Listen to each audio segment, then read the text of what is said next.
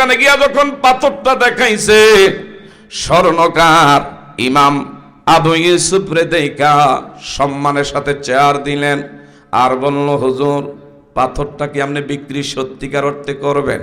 আমি বিক্রি করার জন্য এসেছি। বিনিময় কত? কয় আপনি কত হইলে দিতে পারবেন? আমি আপনার এই পাথরটার বিনিময় 1 কোটি টাকা দিব। কত কোটি? আরো জোরে।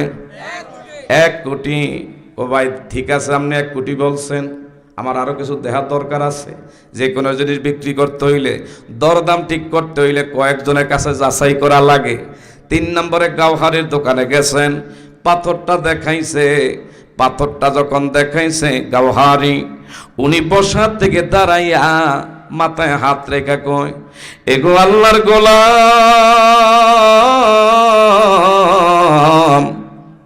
মনে যদি কিছু না নেন, আপনি কি সত্যিকার অর্থে পাথর বিক্রি করবেন কিনা? না আমারে আসলে শুধু দেখানোর জন্য আসছেন? কয় সঠিক মূল্য যদি পাই অবশ্যই বিক্রি করবো, তবে এটার দাম কত? ওই গাওহারির দোকানদারিনী বললেন, ওগো আল্লাহর গোলাম, এই পাথরটা যদি আমার কাছে বিক্রি করো, আমি তোমাকে 100 কোটি টাকা দেব। আরেকটু জোরে। আমার ভাইরা দৌড়ে গেছে ওস্তাদ ইমাম আজম আবু হানিফা, হুজুর গো, আমি যে গেছিলাম আগে মুসির দোকানে আমনের কথায়, ইনি তো পাথর টাথরের দাম না কই আমারে কয় থাপ্পড় মারবো, তাইলে কি মূল্য কি একটা থাপ্পড় নাকি?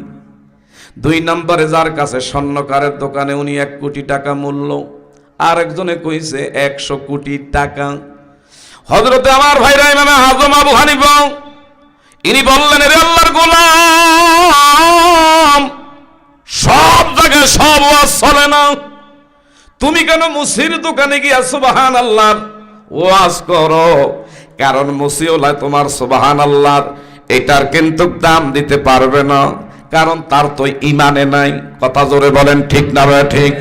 এই জন্য সব জায়গায় সব ওয়াজ চলে না।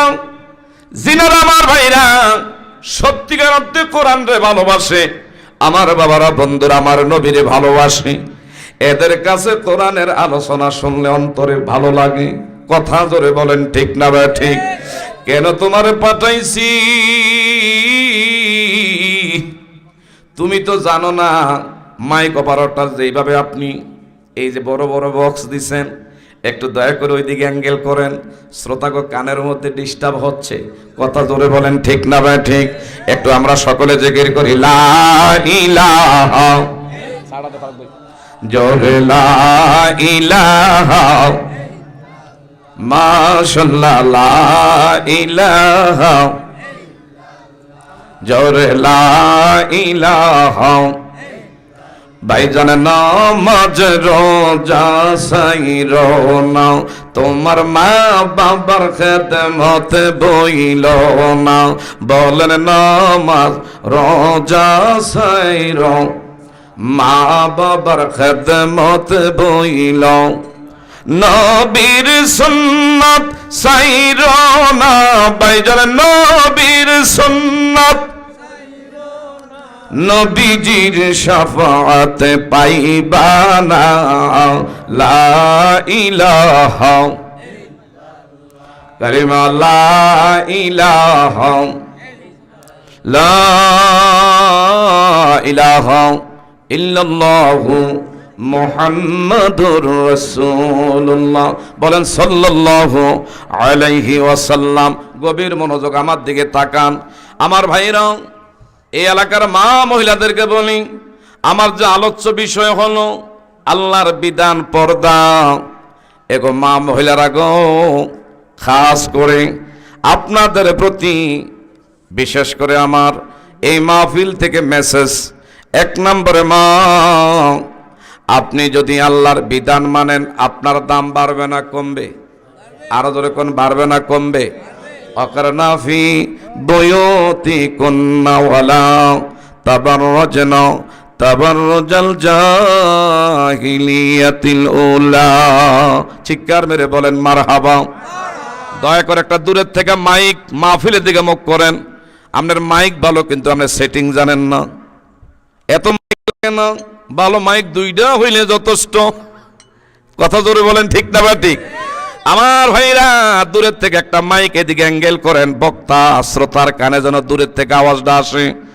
ভিতরে যে সাউন্ড বক্স দিয়েছেন এটা সেটিং করতে পারেন নাই, এটা মেসিং হয় নাই। কথা জোরে বলেন ঠিক না বা ঠিক? এই জন্য দূরের থেকে একটা মাইক এদিকে মুখ করেন। বাবারা বন্ধুরা বলতেছিলাম, এগো মা মহিলারা, 5 ওয়াক্ত নামাজ 5টা টাইমের ভিতরে সীমাবদ্ধ। কথা জোরে বলেন ঠিক না বা ঠিক? 5 ওয়াক্ত নামাজ 5টা টাইমের ভিতরে আদায় করা ফরজে আইন। প্রতিটি বালেগ পুরুষ, বালেগা মা মহিলারা যারা, কথা জোরে বলেন ঠিক না বা ঠিক? কিন্তু আমার ভাইরা, মা মহিলারা যারা, আমার বাবারা বন্ধুরা, 5টা টাইমের ভিতরে পর্দাধীন অবস্থায় চলার জন্য আল্লাহ তাগিদ করে নাই। দাইমি ফরজ 24 ঘন্টা মা মহিলারা আল্লাহর বিধান পর্দাধীন অবস্থায় চলার এই আদেশ করেছে কে? একটু জোরে বলতে হবে কে? বাবারা বন্ধুরা, হায়দ্রাবাদ গ্রামের আমার মা মহিলারা গো, আল্লাহর বিধানে যারা চলবেন, যারা থাকবেন, ঠোঁটে মুখে গালে কসমেটিক্স লাগাইয়া আউলা কেশে পাগল বেশে যারা পশু বাজারের পশুর মতন রাস্তায় ঘোরাঘুরি করবে, অনেক সময় ইমাম সাহেব হুজুরের কাছে ছোট্ট বাচ্চা নিয়ে আসি, হুজুর গো আমার আদরের কলিজার টুকরা, আদরের ধন, কার জানি মুখ দোষ লাগছে, শরীরটার মধ্যে ঠোসা পড়ছে, গায়ে জ্বর উঠছে, হুজুর একটু পানি ভরা দিলে ভালো হয়। কথা জোরে বলেন ঠিক না বে ঠিক? একটু পানি পরা দিলে ভালো হয়। আমার বাবারা বন্ধুরা আবারও নিয়ে আসে, হুজুর আমার নায়নাতপুরে গায়ের মধ্যে এমন ঠোসা পড়ছে, দয়া করে একটু পানি ভরা দেন, না হয় একটু ঝাড় ফুঁক দেন। আমি এই কথাটা এই জন্য বলছি, উদাহরণ না দিলে বুঝবেন না। সাপোজ আমার দিকে তাকান, ছোট্ট কচি বাচ্চার গায়ে যদি কারো মুখ দোষ লাগার কারণে জ্বর উঠতে পারে, ঠোসা যদি পড়তে পারে, যেই জাতিদেরকে আমার আল্লাহর বিধান আল্লাহ নাজিল করেছে পর্দাধীন অবস্থায় চলাফেরার জন্য, এই মায়ের জাতি, এরা যদি আমার বাবারা বন্ধুরা পরপুরুষের সামনে আনাগোনা করে, হাঁটাচড়া করে, তাইলে যুবকদের নজরে তাদের সতীত্বের ক্ষতি হতে পারে কি পারে না? আরেকটু জোরে বলেন, পারে কি পারে না? এই জন্য মা মহিলাদেরকে বলি, গো মা, আপনি যদি আল্লাহর বিধান মানেন, আপনার দাম দুনিয়ায় এবং আখিরাতে আমার আল্লাহর কাছে দামি আপনি হয়ে গেছেন। যারা আল্লাহর বিধান মানে নাই, ও মা, আমার আল্লাহ সুবহানাহু ওয়া তাআলা এই সকল বাবারা বন্ধুরা মায়ের জাতি, যেই মা দুঃখিনী অভাগিনী, খাস করে মা গর্ভে সন্তান থাকাকালীন আল্লাহর কোরআনুল কারীম যদি আপনি তেলাওয়াত করেন, গর্ভে সন্তান থাকাকালীন যদি আপনি নামাজে দাঁড়িয়ে থাকেন, গর্ভে সন্তান থাকাকালীন যদি মা আপনি তাসবিহ তাহলিল আদায় করেন, আপনি বেশি বেশি করে যদি তাসবিহ তাহলিল এইভাবে নামাজের মাধ্যমে যদি আদায় করতে পারেন, খোদার কসম করে বলি গো মা, আপনার গর্ভে যে সন্তান, ওই সন্তানের মধ্যে কোরআনের তাসির হবে। কথা বলেন ঠিক না ভাই ঠিক? এই সন্তান বড় হইলে আপনি নামাজের তাগিদ দেওয়া লাগবে না। এই সন্তান বড় হইলে ইনি দেখবেন আজান শুনলে দৌড়াইয়া ইমামের পিছনে জামাতে শামিল হবে। আর যেই মা গর্ভে সন্তান নিয়ে ড্যান্স দেখেন, নাচ দেখেন, এমনকি বিশেষ করে স্টার জলসা, জি বাংলা, এই ধরনের বিশেষ করে সাংস্কৃতিক যেই সকল মা মহিলারা বুকের মধ্যে লালন করেন, পালন করেন, নায়ক নায়িকাদেরকে যারা ফলো করেন, যারা গায়ক গায়িকারে যেই মা ফলো করেন গো মা, আপনার ছেলে মেয়ে বড় হইলে এরা এদেরকে ফলো করবে, আল্লাহর ভয় নবীর আদর্শ তার অন্তরে থাকবে না। কথা জোরে বলেন ঠিক না ভাই ঠিক? মা মহিলারা গভীর মনোযোগ। আমার নবীর দরবারে গেছেন একজন মহিলা, ইয়া রাসূলুল্লাহ, ইয়া হাবিবাল্লাহ, আল্লাহ নবী গো, আমার একটা আরজি। আমার নবী বলল, আল্লাহর বান্দি তোমার কি আরজি? আমি আপনার কাছে একটা দরখাস্ত রাখি। আমার এমন একটা ছেলে আমি চাই যারে স্বামী হিসাবে আমি গ্রহণ করব। মারহাবা বলেন। আমি ওই স্বামী চাই যে স্বামীর 3টা গুণ থাকবে। আমার নবী কয়, কেমন ছেলে তুমি চাও, কেমন পাত্র তুমি চাও? আমার নবীর কাছে আল্লাহর বান্দি বলেন, আল্লাহ নবী গো, 1 নম্বরে ওই ছেলে, যেই ছেলে দিনের বেলায় সব সময় রোজা রাখবে। মারহাবা কইতেন না? ওই ছেলে আমি চাই আমার স্বামী হিসাবে গ্রহণ করতে। আমি চাই রাতের বেলায় আল্লাহর কুদরতি কদমে বেশি বেশি আমার স্বামী সেজদায় পরে আল্লাহর কাছে কাঁদবি, এমন আমি স্বামী চাই। আর হলো আরেকটা, আমি এমন স্বামী চাই যে স্বামী বেশি বেশি ডেইলি 1 পারা কোরআন আল্লাহর কাছে, আমার আল্লাহর দরবারে 1 খতম কোরআনুল কারীম খতম দিতে পারবে। 30 দিনে 30 সিফ খতম যেই স্বামী দিতে পারবে, এমন আমি ছেলে আপনার মাধ্যমে চাই। আমার নবী মজলিসের মধ্যে আলোচনা যখন করলো, এমনি নবীজি বললেন, এমন কোন যুবক আসরে আল্লাহর বান্দি 3টা গুণের এমন স্বামী চায়? এই মজলিসের মধ্যে এমন 3 গুণের কোন যুবক যদি থাকো আমার কাছে বলতে পারো। আর আমাদের দেশের বর্তমান মা মহিলারা যদি হইতো, 1 নম্বরে শর্ত দিলেন, যেই ছেলেটার বিশেষ করে দামি বাড়ি আছে, দামি গাড়ি আছে, ব্যাংক ব্যালেন্স আছে, যেই ছেলেটা বিশেষ করে শাহরুখ খানের মতন এমন নায়কের ভাব ভঙ্গিমা নিয়ে, স্টাইল নিয়া, সালমান খানের মতো এমন স্টাইল নিয়া যেই ছেলে চলতে পারবে, যেই ছেলে বিশেষ করে যত বেশি দুনিয়ার জমিনে বিশেষ কইরা আমার বাবারা বন্ধুরা এমন নায়ক নায়িকাদের স্টাইল নিয়া চুল যত সুন্দর করে রাখতে পারবো, এরে আমি স্বামী বানামো। এর ভিতরে দিন আছে কিনা, শরীয়ত আছে কিনা, নামাজ আছে কিনা, নবীর মোহাব্বত আছে কিনা, এখনকার দিনের মেয়ে ছেলেরা এগুলার দিকে খেয়াল করে না। কথা জোরে বলেন ঠিক না ভাই ঠিক? আমার দিকে তাকান, মাইক অপারেটর, আপনার মাইক দূরের মানুষ শুনে, আমি যে বলতেছি আমার কানে কিন্তু আসে না। দয়া করে একটা মাইক দূরের থেকে অ্যাঙ্গেল করেন। আজকে ওয়াজ করতে আসি মানে মাইকের লগে যুদ্ধ করতে আসি। আমার দিকে তাকান, ডানে বামে তাকায়েন না। ওয়াজাক্কির ফাইন্না যিকর তানফাউল মুমিনিন।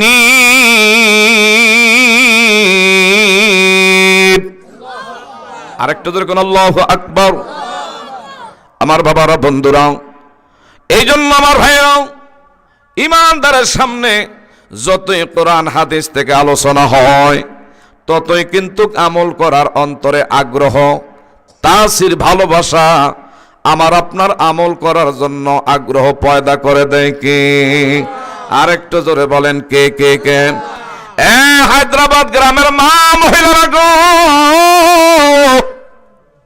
ওই আল্লাহর বান্দি, হে বাবা যুবক, কিছু আমার বাবারা বন্ধুরা, আল্লাহর বান্দি 3টা গুণের কথা বলছে। 1 নম্বরে রাতের বেলা ঘুমাইতে পারতো না, বেশি বেশি করে তাহাজ্জুদের গুজার করতে হইব। ওই স্বামী চাই যে দিনের বেলায় বেশি বেশি করে রোজা রাখতে পারবে, ডেইলি 1 খতম কোরআনুল কারীম তেলাওয়াত করতে পারবে। এই 3 গুণ যার ভিতরে আছে, এরে আমি স্বামী হিসাবে গ্রহণ করব। মারহাবা কইতেন না? আমার ভাইরা, কেউ দাঁড়ায় না, দাঁড়ায় না, একজন যুবক দাঁড়ায়া বললেন, ইয়া রাসূলুল্লাহ, আমি অনুমতি দিলে আপনার কাছে এই মেয়ের যেই আপনার কাছে মতামত পেশ করছে আমি তার মতামতে সমর্থন করলাম, ওনারে আমি স্ত্রী হিসাবে গ্রহণ করতে চাই। আমার নবী কয়, আল্লাহর বান্দি কিন্তু শর্ত দিছে কয়ডং, আরো জোরে কোন কয়ডং, তুমি কি পারবানি? আপনি নবী যদি দোয়া করেন, আশা করি আমার এই নবীর কথায় আল্লাহর বান্দি যে শর্ত দিছে আল্লাহর গোলামি আমি করব। আমার নবী খুশি হয়ে গেলেন, বিবাহ আমার নবী পড়াইলেন। আমার ভাইরা ঘর সংসার করতেছে। কিছুদিন পরে আমার ভাইরাও এই মহিলাও আমার নবীর দরবারে চলে আসছে, ইয়া রাসূলুল্লাহ, ইয়া হাবিবাল্লাহ, দয়ার নবী গো, মায়ার নবী গো, আমি এসেছি এর বিরুদ্ধে একটা বিচার দাখিল করতে। আমার নবী বলে, কেন ওনার বিরুদ্ধে আপনি বিচার দিতে আসছেন?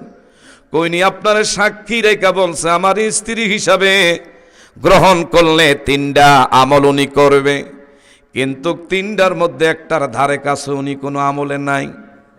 আমার নবীকে বলো কি? কয় জি, আমি বলছিলাম দিনের বেলা রোজা রাখতে, আগে খাইতো 3 বেলা, আমার বিয়ে করে এখন খায় 6 বেলা। ইয়া রাসূলুল্লাহ, আল্লাহ নবী গো, আমি বলছিলাম সারা রাত জেগে জেগে আল্লাহর কুদরতি কদমে সেজদায় থাকবে, কিন্তু হুজুর গো এশার নামাজটা খালি পড়তে দেখি, এরপরে যে নাকে তেল দিয়া ঘুমায়, ফজরের আজান শুনলে আবার মসজিদে দৌড়ায়। ইয়া রাসূলুল্লাহ, আল্লাহ নবী গো, আমি বলছিলাম ডেইলি 1 খতম কোরআনুল কারীম তেলাওয়াত করতে, ইনি আগের চেয়ে আরো বেশি চাষাবাদের কাজ, দুনিয়াবি কাজ শুরু করে দিছে। কোন দিক দিয়ে আবার কোরআনুল কারীম তেলাওয়াত করবে? আপনারা যারা শেয়ারও আছেন, আমার কথা কি বুঝেন বাজানরা? এ হায়দ্রাবাদ গ্রামের মা মহিলারা গো, আমার নবীর কাছে বিচার দিলেন, ইয়া রাসূলুল্লাহ, ইয়া হাবিবাল্লাহ, আল্লাহ নবী গো, ইনি কোরআন তেলাওয়াত করবে কেমনে? সারাদিন দুনিয়াবি কাজ নিয়ে ব্যতিব্যস্ত, একটা গুণও ওনার ভিতরে নাই। আমার নবী যুবকরে বললেন, কিরে যুবক, তোমার বিবিদি তোমার বিরুদ্ধে আমার দরবারে মামলা দিছি, তুমি কি এগুলা আসলে কি একটা পালন করো না? ইয়া রাসূলুল্লাহ, ইয়া হাবিবাল্লাহ, আপনি যদি অনুমতি দেন তাহলে আমি বলতে পারি। মারহাবা বলেন। এই নবীর পক্ষে আমরা থাকতে চাই কি চাই না? যাব মোরা নবীর বাড়িতে, হায় হায় যাব মোরা নবীর বাড়িতে, দয়ার নবী মায়ার নবীর রওজা দেখিতে, হায় হায় দয়ার নবী মায়ার নবীর, মারহাবা, হায় হায় যাব মোরা নবীর বাড়িতে, বলেন যাব মোরা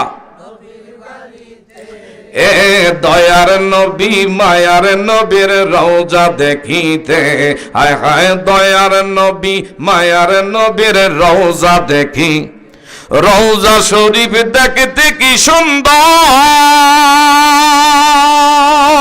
একবার দেখিলে মনে শান্তি হয় অন্তর, হায় হায় শান্তি হয় অন্তর। চিৎকার মেরে কোন মারহাবা। এই মদিনাওয়ালার রওজা আমাদের যাইতে মনটা চায় কি চায় না? আর যখন চায় কি চায় না? আমার ভাইরা অনেকে আছে নবীর শান, নবীর নাতে রাসূল সাল্লাল্লাহু আলাইহি ওয়াসাল্লাম শুনলে ফেরি গান গায়, গান গায়, গান গায়।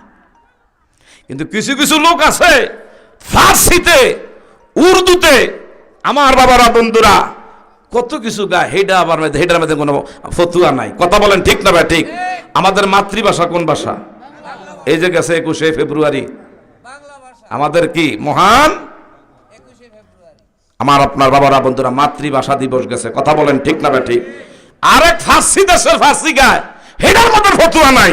আমার দেশি ভাষায় নবীর সালমানের পক্ষে শান গেলে এক শ্রেণীর লোক আছে কটাক্ষ করে, অথচ আমার নবী যখন মসজিদে নববীতে মিম্বর শরীফের মধ্যে বসতো, সুবহানাল্লাহ বলেন, হাসান বিনতে সাবেত আমার নবীর পক্ষে, আমার নবীর বাবারা বন্ধুরা শানে বাবারা বন্ধুরা নাতে রাসূল গাইতো, যার জন্য আরেকটা আলাদা। নবীজি নিজে আমার ভাইরা মিম্বর শরীফ বানাইয়া দিয়েছেন, সুবহানাল্লাহ। এখন নবীর নাতে রাসূল গাওয়া হইল সাহাবায়ে কেরামের সুন্নত, আর শোনা হইল নবীর সুন্নত। যিকরুল আম্বিয়াই মিনাল ইবাদাতি ওয়া যিকরুস সালিহিনা কাফারা। যে জায়গায় নবীর শান ও মান আলোচনা হয়, এগুলা সওয়াবে বর্ধিত করে দেয় কে? আরেকটু যদি বলেন কে কে? আর যিকরুস সালিহিনা কাফারা, আউলিয়া কেরামের শান যেই মজলিসে আলোচনা হয়, গুনাহ মাফির কাফারা আদায় হয়ে যায়। কথা বলেন ঠিক না ঠিক? বলেন যাব আমরা নবীর বাড়িতে, বলেন যাব এ দয়ার নবী মায়ার নবীর রওজা দেখি, মারহাবা, রওজা দেখিতে আয় গায়ে রওজা শরীফ দেখতে কি সুন্দর, একবার দেখিলে মনে শান্তি হয় অন্তর, আয় গায়ে শান্তি হয় অন্তর। তাই তো থাকি ভাবনাতে দয়ার নবী মায়ার নবীর রওজা দেখিতে, আয় হায় দয়ার নবী রওজার মাটি বড়ই নেয়ামত, চিকেন আল্লাহু আকবার। রওজার মাটি বড়ই নেয়ামত, আরশের চেয়ে দামি বলে চার ইমামের মত, আয় হায় চার ইমামের মত। তাই তো যাব মদিনায় রওজার মাটি মাখিতে, আয় হায় দয়ার নবী মায়ার নবীর রওজা দেখিতে। লা ইলাহা ইল্লাল্লাহ, কালিমা লা ইলাহা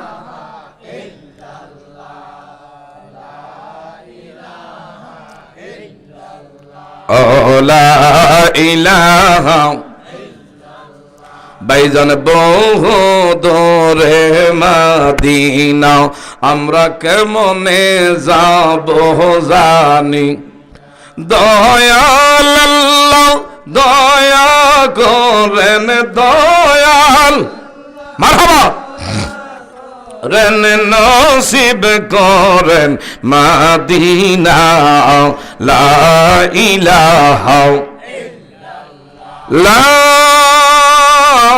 ইলাহা ইল্লাল্লাহু মুহাম্মাদুর রাসূলুল্লাহ, বলেন সাল্লাল্লাহু। গভীর মনোযোগ আমার দিকে তাকান। তাইলে নবীর কাছে ওই যুবকের স্ত্রী বিচার দিলেন, তিনটা গুণের একটা গুণ ওনার ভিতরে নাই। আমার নবী কয় কি ও যুবক, কথাগুলো কি সত্য না মিথ্যা? হুজুর উনি যা কইছে একটা কিন্তু সত্য না। আমার নবী কয় তাইলে তোমার বিবি আর তোমার কথা কোনোটা মিল পাইলাম না। ওই যুবকরা আমার নবী বলল, তাইলে তুমি কি প্রত্যেক দিন এক খতম কইরা কোরআনুল কারীম তেলাওয়াত করো নাকি? ইয়া রাসূলুল্লাহ ইয়া হাবিবাল্লাহ, আমার বিবি শর্ত দিছে ডেইলি এক খতম কোরআনুল কারীম তেলাওয়াত করতে, আর আমি আল্লাহর গোলাম ডেইলি 11 খতম কোরআনুল কারীম তেলাওয়াত করি। আরেকটু জোরে।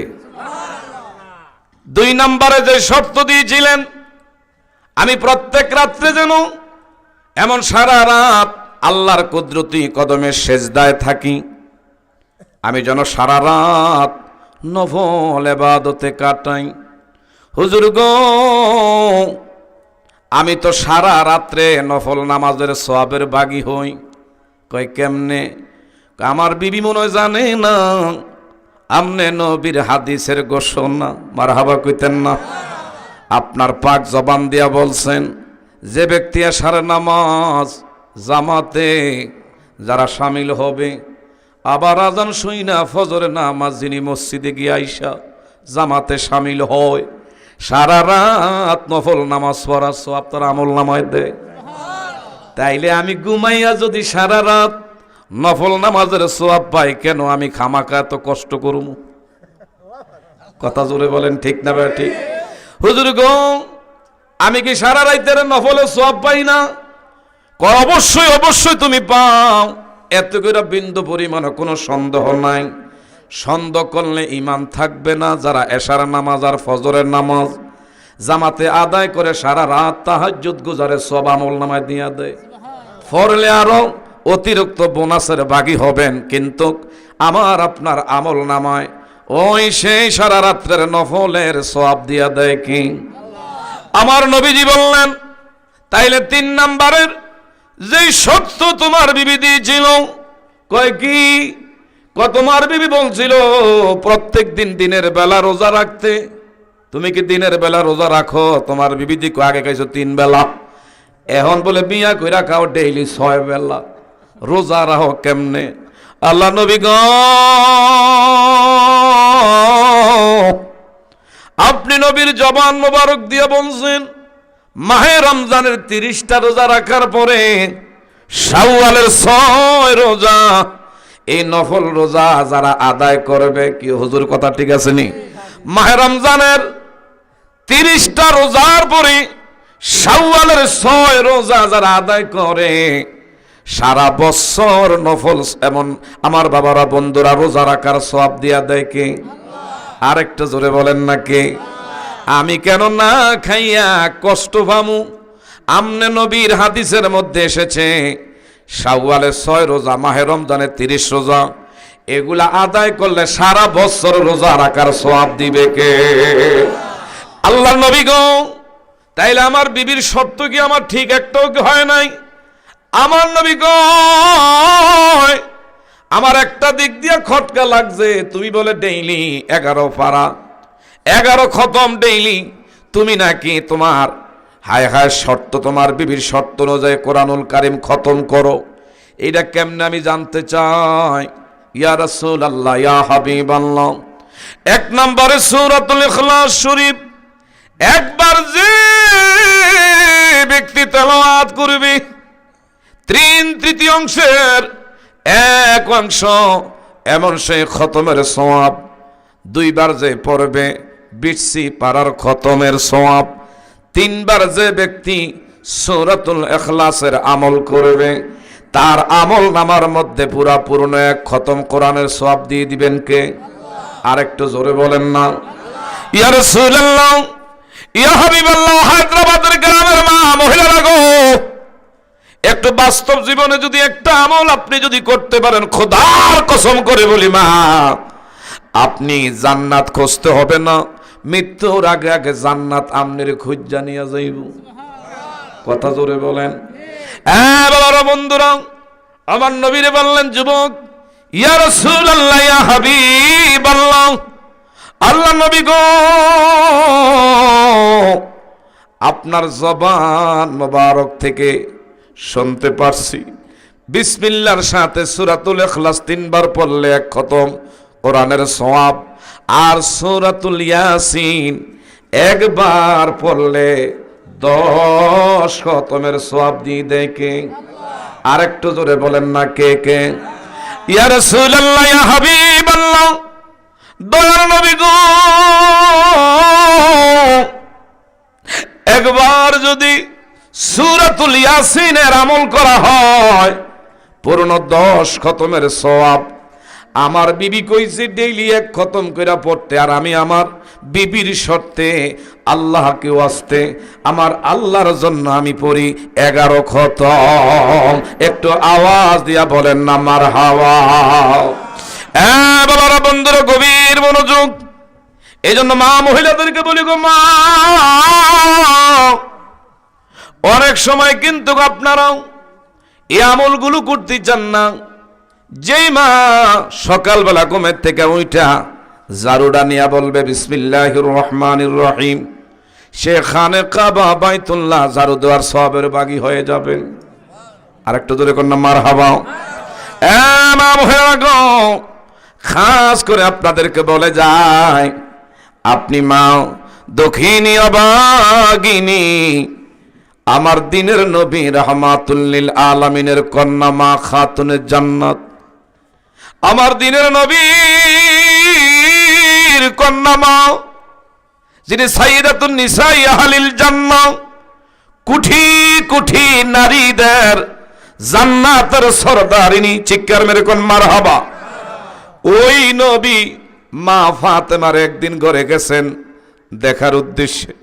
মা ফাতেমার গাল এমন ভাবে লাইগা আছে, পেট পিঠের লগে লাইগা গেছে, ঠোঁট দুইটা তেজপাতার মতন শুকাইয়া, চোখ দুইটা গর্তের ভিতরে, কথা বলার কোনো বোধ নাই। আমাদের মা মহিলাদের খাবারের কোনো কমতি নাই, কোনো কাপড়ের কোনো কমি নাই, কোনো কিছুর অভাব নাই, কিন্তু মা মহিলারা তারপরও কিন্তু আল্লাহর হুকুম সময় মতন নামাজ পড়তে চায় না। রোজা 30টার মধ্যে যদি 40টা আল্লাহ ফরজ করত, মা মহিলারা রোজা রাখার বেলায় খুব পাকা, নামাজের বেলায় অধিকাংশ মা মহিলারা কাঁচা। কথা জোরে বলেন ঠিক না বে ঠিক? আমার মা মহিলারা গো, ওই যে বলছিলাম পর্দার আল্লাহর বিধান যে মা, আল্লাহর হুকুম পর্দার বিধান যে মা মানবে তারা কত বড় দামি হয়ে যাবে। আমার দিনের নবী মা ফাতেমার চোখের দিকে তাকায়া বুঝতে পারছে না খাওয়া অনাহারি। ফাতেমা, তোমার চুলায় মনে আগুন জ্বলে না? ইয়া রাসূলুল্লাহ, ইয়া হাবিবাল্লাহ, মনটা একটু নরম করেন। ফালিয়াদহাকু কালিলাও ওয়ালিয়াবকু কাসীরা। আমার বাবারা, বন্ধুরা, যার চোখ দিয়া আল্লাহর ভয়ে পানি জড়াইতে পারবেন, কাঁদুন না দিলে আমার বাবারা, বন্ধুরা, এমন রূহ সাফ হয়, গুনাহ মাফ হয়, অন্তরের মধ্যে আমার আল্লাহ বিরাজ করে। এদিক সেদিক তাকায়েন না, গভীর মনোযোগ আমার দিকে খেয়াল করেন। বলতেছিলাম আমার ভাইরা, আমার নবী বলল, ফাতেমা তুমি কি না খাওয়া অনাহারি? ইয়া রাসূলুল্লাহ, আমি একদিন নয়, বিগত কয়েকদিন ধরে আমার চুলে আগুন জ্বলে না। তারপরে কষ্ট নয়, দুঃখ নয়, শুকুর আলহামদুলিল্লাহ। তবে আপনার কলিজা টুকরা দহিত্র নাতি হাসান হোসাইন, এরা নানা নানা বইলা কয়েকদিন ধরে ময়দানে কান্না করে ঘরে আসে। আমি খাবার দিতে পারি নাই, তারা মাঝে মধ্যে কিন্তু আপনি নানা বইলা কান্দে। এমনি আমার নবীর কণ্ঠের আওয়াজ ইমাম হাসান হোসাইন দুইজনে শুনছে, একটা দৌড় মারছে। আমার নানু ভাইয়ের কণ্ঠ মোবারকের আওয়াজ, দৌড়াই আমার নবীর সুন্দর চেহারা আনোয়ার দিকে তাকায়া বলে, নানু ভাই, কেমনে এমন নিষ্ঠুর নির্দয় আপনি হইলেন? কারণ আশুক মাসুকের খেলা, নানা নাতির খেলা, মারহাবা বলবেন না? এ নানু, আমরা কি খাইয়া আছি না খাইয়া আছি? আমরা কি বেঁচে আছি না মইরা গেছি? নানা হইয়া তো খবর নিলেন না। আমার নবী ডাক দেখো, হাসান হোসাইন কেন কাঁদো? কগো নানা ভাই, তোমার মেয়ে আজ বিগত কয়েকদিন ধরে আমাদেরকে খাবার দিবে, হইতেছে হবে, এই বইলা ঘরের থেকে আমাদের তাড়াইয়া দেয়, সময় মতন ঘরে আসি, কোনো খাবার দিতে পারে নাই। এটা কি আমাদের সাথে আপনার মেয়ে হইয়া আমাদের সাথে কি এমন ছলনা করে না? আমনে নানা হইয়া এটার বিচার করতে হবে। এ বাবা, আমার দিকে তাকান, আমার দিকে একটু মুতাওয়াজ্জ হন। বিশেষ করে আমার নবী কথাগুলো শুনে আর চোখ মোবারক দিও এইভাবে ঝরনার মতন পানি মোবারক ঝরতেছে। এক পর্যায়ে আমার নবী ডাক দিয়ে বলে, এ হাসান হুসাইন, তোমার মা বুঝি তোমাদেরকে খাবার দিতে পারে নাই? কোনানু ভাই, ডেইলি ডেইলি বলে খাবার হচ্ছে, এই বইলা ঘরের থেকে তাড়াইয়া দেয়। ঘরে আইলে দেখি চুলায় খালি আগুন জ্বলে, উপরে একটা পাতিলা, কিছুই পাতিলার মধ্যে নাই। এটা কি ছলনা না? এটা কি মিথ্যার আশ্রয় ন? আমার নবী কথাগুলো শুনে আর কান্দে। এক পর্যায়ে হাসান হোসাইন দুইজনরে ডাক দিয়া কই, নানু ভাই দিকে একটু তাকাও। হযরত হাসান হোসাইন আমার নবীর সুন্দর ওই সেই আমার বাবারা, বন্ধুরা, চেহারা আনোয়ারের দিকে তাকাইলে আমার নবী ডাক দেয়া কয়, হাসান হোসাইন, এই মুহূর্তে রে তোরা আমার পেটের দিকে একটু তাকাইয়া দেখ। আমার নবীর, আমার ভাইরা, পেট মোবারক থেকে যখন জুব্বা মোবারকের আস্তিনদের উপরে সদরে টান দেয়, হাসান হোসাইন আমার নবীর সুন্দর চেহারা আনোয়ার দেইকা পেটের ক্ষুধার যন্ত্রণা তখন নিবারণ হয়ে গেছে। এখন নবীর পেটের দিকে তাকাইয়া দেখে একটা দুইটা না 7টা ভারী পাথর বেঁধে রাখছে। একটু জোরে বলা যাবে নি সুবহানাল্লাহ? আর একটু জোরে বলেন আল্লাহু আকবার। যেই নবীরে সৃষ্টি না করলে আসমান জমিন লহ কলম আরশ কুরসি এমনকি আমার ভাইরা দুনিয়ার যা কিছু আমার নবীর উসিলা বানাইছে কে? লাউলা কালামা খলাকতুল আফলাক।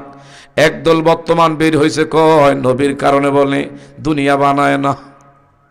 আমার নবীর বলে কোনো ক্ষমতা নাই হাসরের ময়দানে উম্মতের সাফায়াত করার মতন, বলে আমার নবীর উপরে কোনো দায়িত্ব কোনো ক্ষমতা আল্লাহ দিবে না। আমার নবী বলে নিজের হিসাব নিয়ে ব্যতিব্যস্ত হাসরের ময়দানে থাকবে।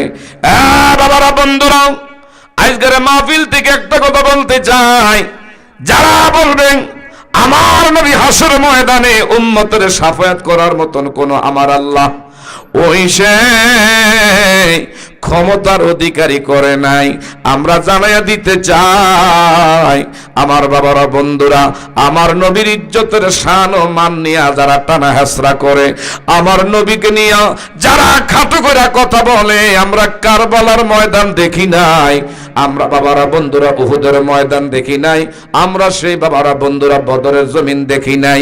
আমার নবীর শান ও মান ইজ্জত রক্ষার আন্দোলনে যদি ময়দানে ডাক আসে, আমার নবীর প্রেমে বুকের টাটকা রক্ত জমিনে যদি নবীর পক্ষে জীবন দেওয়া লাগে, আমরা নবীর পক্ষে কোরবানি হতে চাই কি চাই না? কে কে চাই হাত ধরে দেখায়। নারে তাকবীর, নারে তাকবীর, চিৎকার মেরে কোন মারহাবা। কষ্ট হইতেছে আমনগো।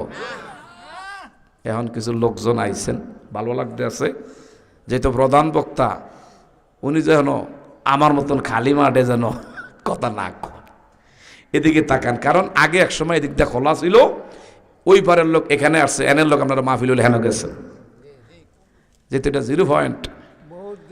আগে বহুত গেছে হুজুর, কি কথা ঠিক কিনা?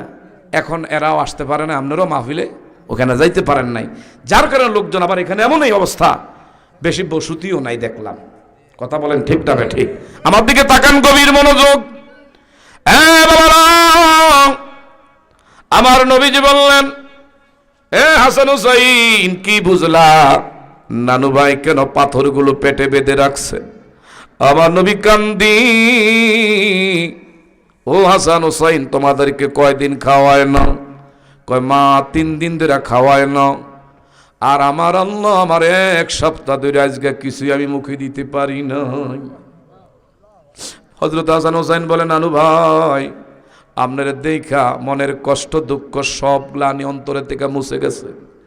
আপনার দেখা আমাদের পেটের ক্ষুধার যন্ত্রণা আল্লাহ নিবারণ করে দিছে। আমার নবী ওই দিন মা ফাতেমারে গো, ফাতেমা, দুনিয়া চাও না আখিরাত চাও? যদি চাও তাহলে তোমার কোনো কিছুর কমি হবে না।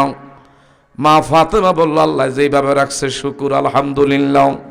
আমার নবী এই মুহূর্তে জানায়, গো ফাতেমা, এই যে পাহাড়, এই পাহাড়ি অঞ্চলে একটা আল্লাহর বান্দি বসবাস করে, তার স্বামী বনের কাঠুরিয়া, সারাদিন বনের কাঠ কাইটা যেদিন কাঠ পায় বাজারে বিক্রি করলে চাউল ডাউলের ব্যবস্থা হয়। যেদিন চাউল ডাউল কাঠ বিক্রি করতে পারে নাই, ওই দিন তার চুলায় আগুন জ্বলে নাই। ওই বনের কাঠুরিয়ার স্ত্রী গো ফাতেমা,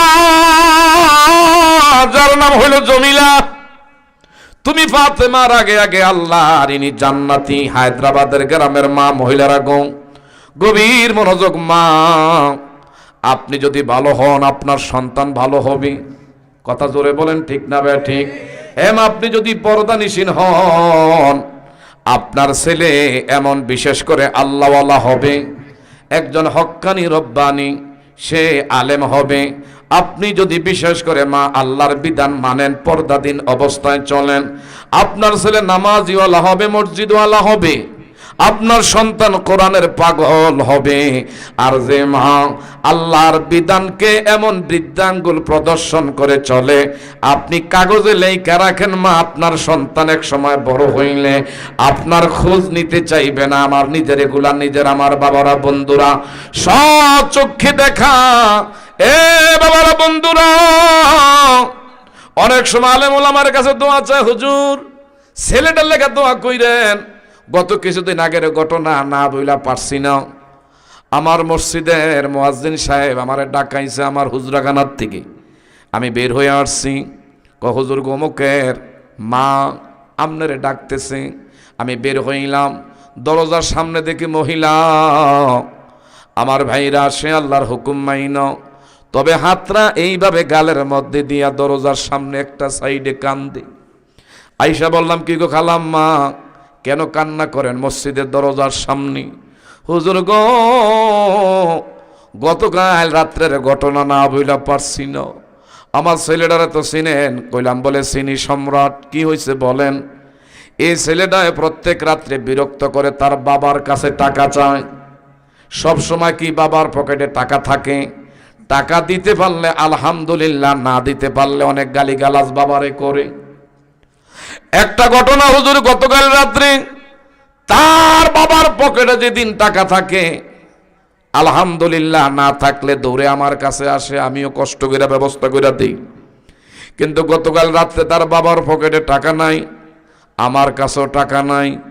এমন একটা কীর্তি করেছে, হাতের মধ্যে একটা লাঠি নিয়া সুকাসের যে গ্লাসগুলো আছে সব বাইরে তছনছ করে ভাঙ্গা ফেলছে। আমি মা হইয়া দৌড়ে গেছি, কি করস রে? এই জন্য রে তোরে আমি 10 মাস গর্ভে রাখছি। বাবারে কেমনে রে বাবার সামনে গালাগালি করস? সুকাসের গ্লাসগুলো ভাঙলি। এরে বাবা, টাকা কি সব সময় থাকে?